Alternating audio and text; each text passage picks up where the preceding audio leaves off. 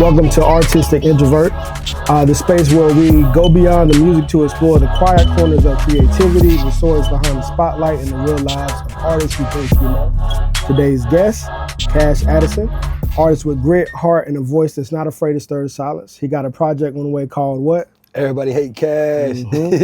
A title that doesn't challenge perception, doesn't just challenge perception, but dares you to listen. Kash has over 2.2 thousand followers on Instagram, has on YouTube, he has a video Talk That Ish with 143K, which actually surpassed Red Bars that's at 123K. In this conversation, we're not just going to talk bars and beats, we're talking identity, introspection, and the story behind the mask. Let's get into it. How you doing today, B-Dog? I'm good, man. How about you? Long time coming. Long time. So I started this podcast really because I feel like for artists, everybody sees like the glitz and the glam and like the social media shit, you know what I'm saying? And I feel like a lot of us, and I don't want to speak for you, but like I'm an introvert. Like I talk to a lot of people, chop it up, but really in my own mind, like I really, you know what I'm saying? I really keep to myself. So that's where this came from. But as far as well, let's ask how your day going. Let's go ahead and start with that. I had a hell of a day, but I want to start by thanking God that I'm still here. Absolutely. I'm still breathing, man, and we're going to do what it do. Yes, sir. All right, so again, the podcast is named Artistic Introvert. You already know I'm a word. You're a word type of guy. So what does the term artistic introvert mean to you, and do you relate to it? Artistic introvert. So I gotta break this down, y'all. We gonna break it down. Let's go. Artistic. Am I artistic? Yes, I'm very creative. A lot of people think with my music, like I just do punchlines. As you know, I really rap what's going on around me. So that itself is creative, how I can put it into a bar. Thanks. But I'm really, if you ask anybody that's around me 24/7 and know my life, they really gonna say, yeah, he's just rapping what's going on. And the introvert part, I'm kind of like you. I don't like being around a lot of people. Yeah. But it's a challenge because rap, you gotta be around a lot of people and adjust to a lot of different energies to do music. You know, you gotta rub a lot of elbows with a lot of different people. So yeah, I picked that name perfect. Yeah. Artistic introvert. And I think that's really what came to why I titled it this, because I think people just be starting podcasts, and with me, I be letting stuff like marinate for years. And like, yo, what's the perfect way to say this? Because I feel like, you know, whenever somebody does a podcast, they talk about whatever's trending and all that. Even when I did Stop It or Drop It, my main thing was to educate the people. You know what I'm saying? Not just drop whatever's trending. So what do people often misunderstand about you as a person? Not just as an artist, but as a person. As a person, so I get this a lot, right? People come up to me and be like, "Yo, you cool." What the fuck do you mean? I can cuss, right? We good? Come on. All right, bet. All right, so boom.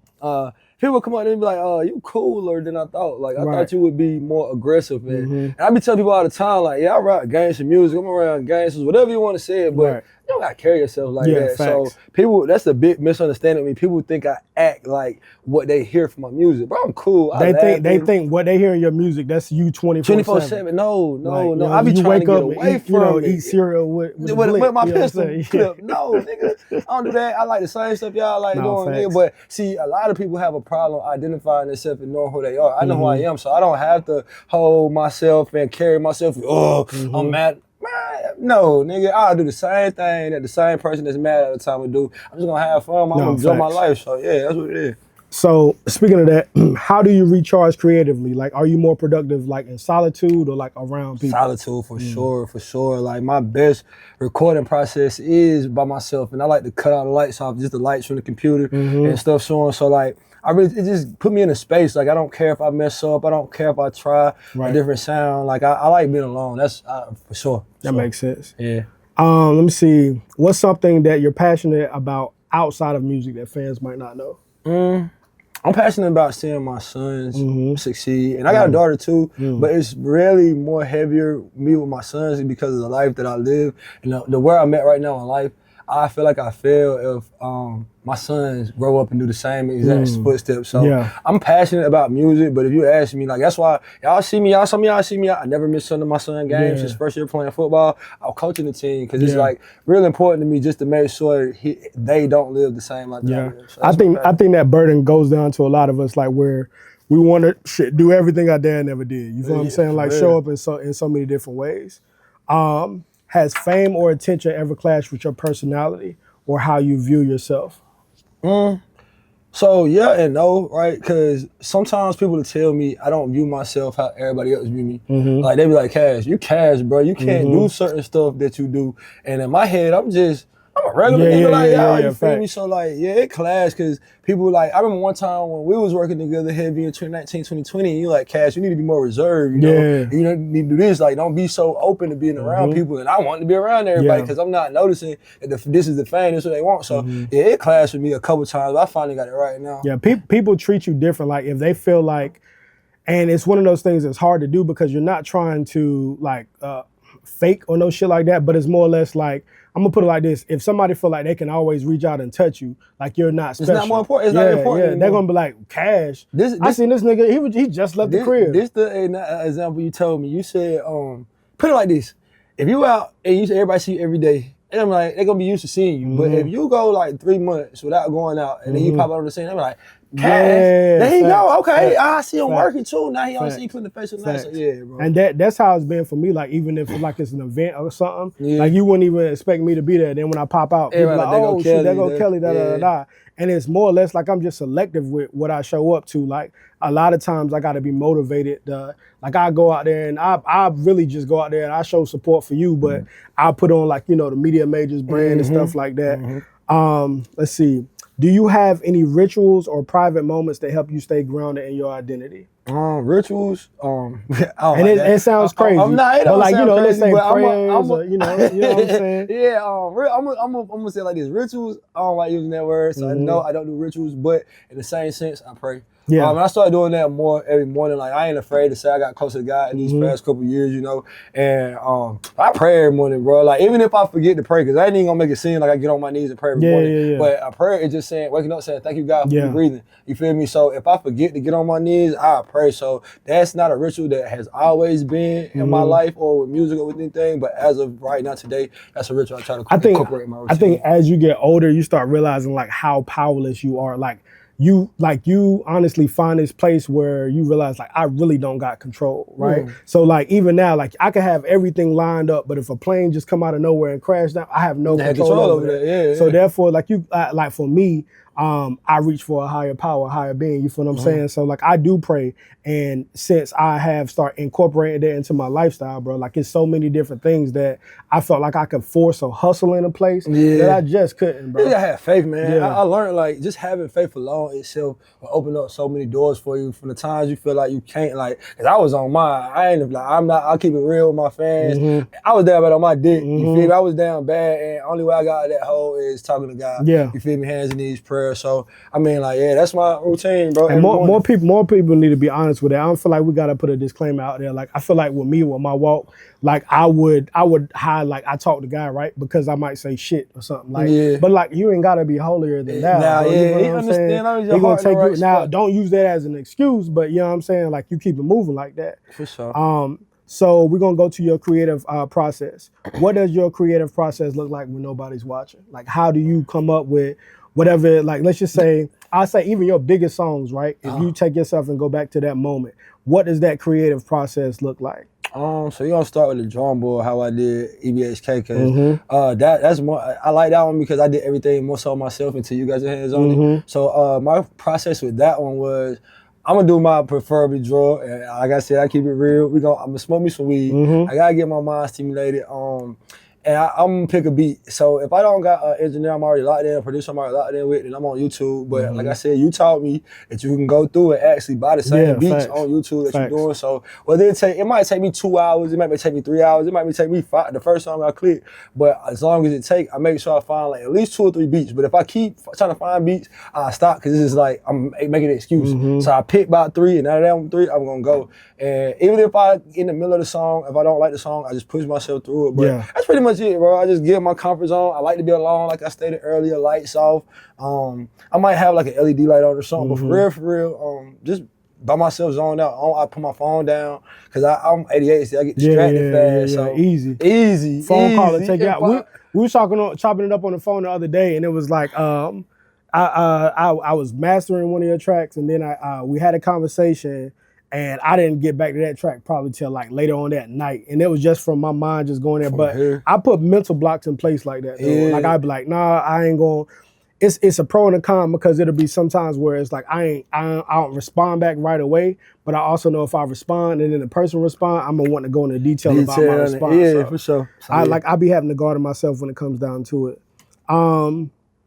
How do you handle creative doubt, or what we call writer's block? Everybody's experienced it, bro. True, yeah, I have. And for real, I don't know if y'all did it, but I done YouTube ways to get around writer's block. I done asked people, I done prayed on it, I done did everything, but for real, like, writer's block is not a real thing. Yeah. You just in your mind. And what it is you're trying to be better. You're trying to fit somebody else's standard. You feel me? Like you're thinking about it too much. Because your first song, you didn't have writer's block. You just wrote what you felt. You feel me? So if I done been, like I said, I done been through it, so I just try to stay within myself. Like, even if I don't like the song, I'm gonna push myself to finish it or whatever, but like, stop allowing yourself to say you have writer's block.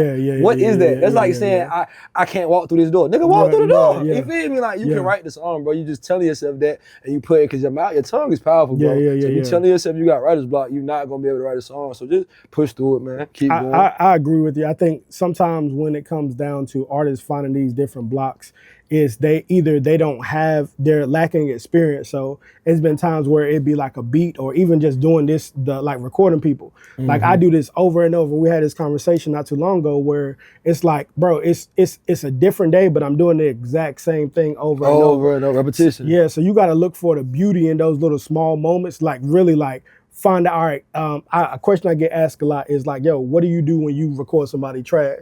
And my honest to God answer is like, I don't hear trash, right?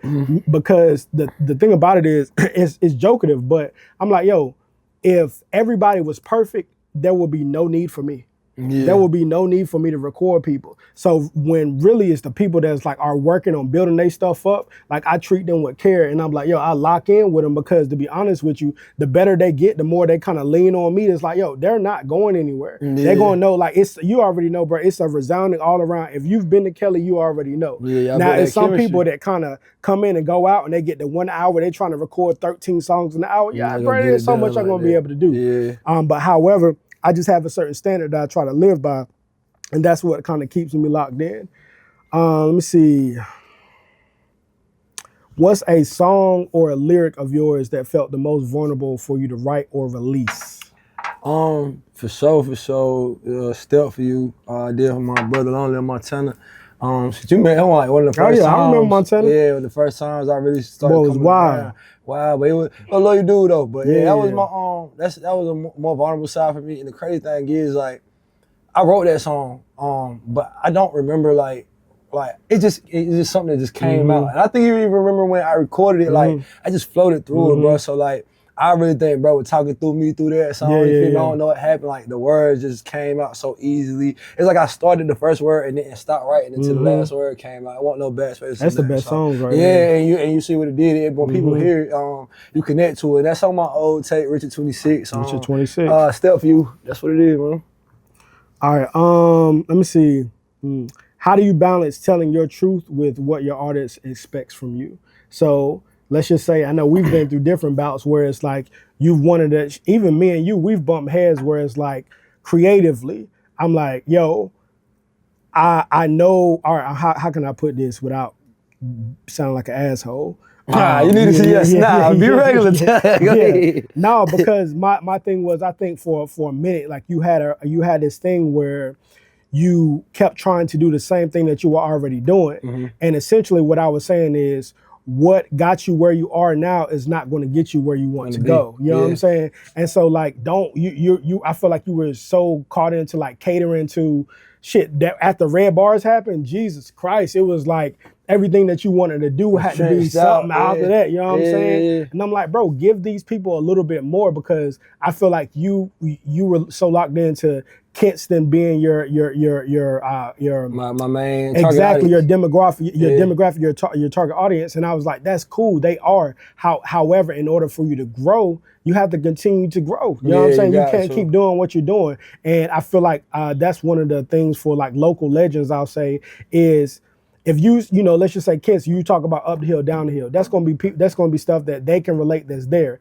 Outside of Kinston, you ain't gonna know what you talking about. You feel what I'm saying? Sure. So it's not going to translate to other people. So it's just like, you know, having a certain level of this is something I want to create in comparison to like, let me go ahead and like tell my truth. And I feel like that's the balance of if you got a song that like hits, you're like, dang, I like that, but this ain't really 100% Kash. You know what I'm saying? I want to go with that. Where I'm at with it, and like I said, you know everything, bro. Where I'm at with it, it's just like I try. So when you say tell your truth, like I'm really, and when I rap, it just might sound like a lot of drill, but people have to understand, like, we still live that life. No, so facts. it's just like, if y'all say like, okay, y'all want different types of music, but if somebody is in this environment 24/7, it's hard for them to listen to a beat and not talk about what they're around. If they get on, I done been on slow beats and goddamn what come out. So it's just like, and then I tried one time with, I tried one time, I think I got 430 freestyle. That was more so, I ain't gonna say conscious, but just me giving y'all my real life. And I kind of got stunned by it. It's a hard thing for me still too, and I admit it. Like, it's hard for me to try to step into another zone because when I try, my audience or where I'm at right now doesn't give me the responses that the rapper need to keep going because we feed off of y'all. So it's just like, I can do it, and I'm pretty sure you know I can, but it's just like, I choose to be stuck in the area, and I sometimes I switch it up. I try different stuff, but I choose to be stuck where I'm at right now because it's just like, that's where I'm getting my best, my best everything. You feel me? So, like I said, and that's something I struggle with. I can't even really answer that question because that's something I still struggle with to this day, trying to do something different and do something whatever. But yeah, bro, I still struggle with it. And you're gonna be pulled in different directions. That's always gonna be a thing. Yeah. But we're gonna get specifically to the project. The title, Everybody Hates Kash, is bold. What inspired it? Like, what does it mean to you? Okay, so I give you the full rundown. Okay. I've been beating around the bush with everybody. So like 2019, 2020, 2021, 2022, 2023, we was running. Right. And y'all can vouch, you feel me? We was running. But it's just like the culture shifted on me. Like, I remember trying to do this tape. And when I first started about the tape, I was hitting rappers out that I know for a fact that we was locked in when I was up here. You feel me? And niggas leaving me on red. And the blog sites that use my name to get to the, not just me. Because if y'all know, you know, it's more than just me that was going viral back in 2020, 2021, all them years ago. So, but it was blog sites that use my name. Just take my video off my page and put it on theirs to go viral. And use that. So it's just like, now I gotta pay, or now it's this, or now it's y'all leaving me on red, or now it's like, yo, where I love it. I missed out on 1 year, and it's just like everybody forgot about Kash. So it just showed me like the type of hate that people, and everybody don't hate me, bro. It's just I chose to make a play on words. It makes sense. I just made a play on words, but yeah, it just showed me like the hate that I've been receiving, like, and I just chose to embrace it, bro, for real. Like, just, I don't know if you remember when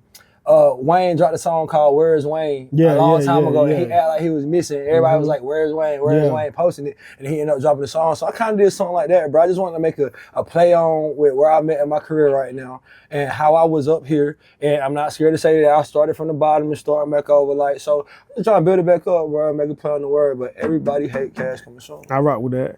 What message or emotion do you hope listeners walk away with after hearing the project? So this is not one of my, I'm glad you asked that. This is not one of my projects where I really gave y'all a emotion or I just had fun making it, bro, for real. Like, this is not one of my 40 days, 40 nights. My goal right now, where we at in my career, is to flood the streets.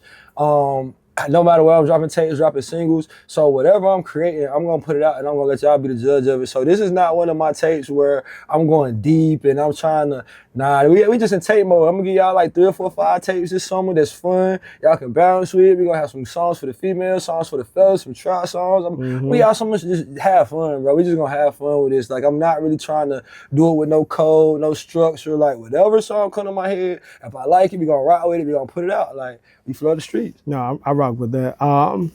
So this is tricky. It's a tricky question because I feel like in the era that we're in, numbers mean a lot. So what does success look like to you beyond streams and numbers? Success to me, we're gonna take it back to my family. Success to me without the strings and number is making sure I'm taking care of my family. And that doesn't necessarily mean a mansion or a foreign car. That's just making sure I'm handling them, I'm covering my end, my kids taken care of. I can go to pay my mom bills for a couple months if I want to. That's success to me, bro. Like I'm not even for the fame anymore. Like if I'm good with having a fan base of 200,000-300,000, and y'all is buying my merch, y'all coming to my shows, and I'm making my 10-20 a show. I'm good, bro. I can take care of my kids. I'm not too super up there. Who don't want to be rich? I do. It's just to the point in my career where like, nah, I'm looking at it different, bro. Like I just want to make sure my family's straight. So that's really what success is to me right now, bro. Making sure my family's straight. I'm with it. If your younger self could hear this project, what do you think he would say? This shit lit. Yes, sir. This shit lit. Everybody Kash on the way. Ask me what my older self would think though. No, because I feel like I definitely agree with you on that, because I feel like just the different phases that you've gone through with like creating, like the baby era, more or less, like, you know what I'm saying, and just almost being to a certain place, and then just the different pitfalls and stuff that you faced along the way. And I feel like, you know, you just coming out on the other side of it, and being able to, like you said, create and have fun. A lot of times when people have been doing music for a long time, that's hard to do, create and have fun. So the fact that you said create and have fun, of course, I definitely agree with you. I feel like your younger self would agree with you on that. I'm gonna ask one more question to of you, and then we're gonna pretty much close it out. Speaking of, what's one question you wish more people ask often? So, you know, people are going to ask you the same old questions, and I feel like sometimes they're like, "Hey, don't nobody ever ask me this." Is there any question that you feel like people wish they asked often? How you feel today? People tend to, being that I always... That's a grown man question. For real, bro, because mental health is...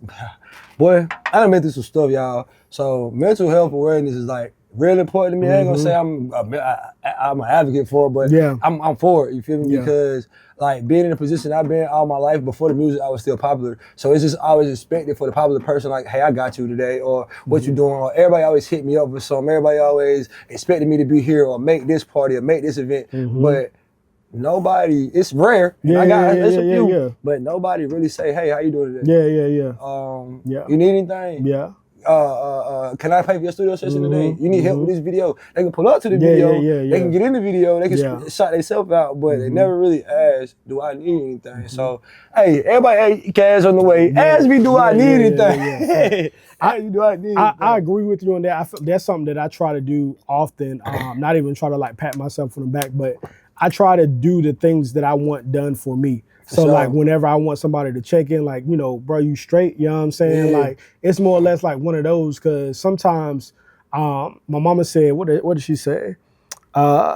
She said strong people need to be checked on too. You feel what I'm saying? Just because they carrying something don't mean it ain't heavy. You know what I'm saying? So that's something that I try to take in, and I try to like, even I don't care what it look like on the outside.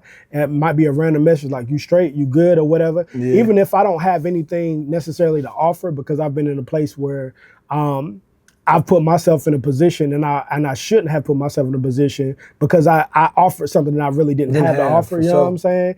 So I'm learning, but it's like you can still reach out to people, because you never know, you know, what somebody is going through, and just the simple fact that somebody cares, bro. Because one of the things I feel like a lot of black men run into a lot is we feel like we're alone. For sure. And that's not the case. So as long as you got somebody that's gonna reach out to you and say like, hey, bro, you straight, you know what I'm saying? Not necessarily you need anything, because I learned not to ask that question. I ain't gonna lie. Well, I can tell you, you know what I'm saying? You ask, you know what I'm saying? So I kind of learned, like when you have more, you realize like that question is low key loaded. So if you are willing to give something, go ahead and just upfront tell them what you're willing to provide. For sure. Just going with that. So in a world quick to label and slow to listen, artists like Kash remind us that there's always more beneath the noise. Everybody Hates Kash might be a title, but after today, I think you'll find a deeper appreciation for the man behind the music. Until next time, stay curious, stay open, and keep creating, even in the quiet. Everybody hate Kash on the way.